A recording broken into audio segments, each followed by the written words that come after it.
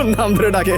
I Kaushik, ওই কি সমস্যা? আমার নাম ধরে ডাকতেছো কেন? সিনিয়র আমি তোমার। আই কি সমস্যা? কি আমার নাম ধরে ডাকতেছো কেন? সিনিয়র আমি তোমার। আরে আজব, আবার ভেঙাচ্ছ আমাকে। তোমার সাহস তো কম না? কি কিছু বলি না দেখি কি ভাবছো? যা ইচ্ছা তাই করবা? কি করবেন আপনি? কিছুই করতে পারবেন না, কারণ কারণ আমি একটা মেয়ে, সিম্পল। এই ব্যাপার। যাই হোক, তাই এতক্ষণ তুমি বিরক্ত করতেছিলা কেন? এমনি না, মানে আমি জানতে চাচ্ছি আপনি আমার বাবাকে চিনেন কিভাবে? ও স্যার তো আমার ফিজিক্স টিচার ছিল স্কুলে। ও আচ্ছা আচ্ছা। কি আচ্ছা আচ্ছা? একটা প্রশ্ন করি, করো। আপনার নিশ্চয়ই অনেকগুলো গার্লফ্রেন্ড, তাই না? মানে এটা আবার কেমন প্রশ্ন? না মানে আপনি তো ভার্সিটিতে অনেক বেশি পপুলার, সো আপনার অনেকগুলো গার্লফ্রেন্ড থাকতেই পারে, তাই না? আমি কাউকে ভালোবাসি না, ছোটবেলায় বুঝে গেছিলাম এইসব ভালোবাসা আমার জন্য না। ছোটবেলায় বুঝে গিয়েছিলেন বলতে?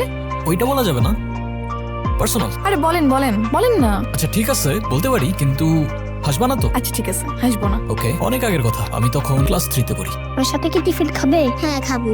এই কৌশিক, তুই টিফিনে কি এনেছিস? আর দেখ আমি কি এনেছি টিফিনে। তুমি আমার সাথে চলো, ঠিক আছে? হ্যাঁ। আসো। এই এই তুমি কথা দিছিলে আমাকে তুমি হাসবে না। দেখ তোমাকে বলাই আমার ঠিক হয়নি।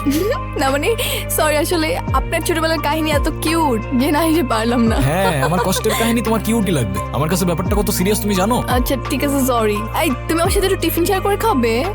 থাকো তুমি।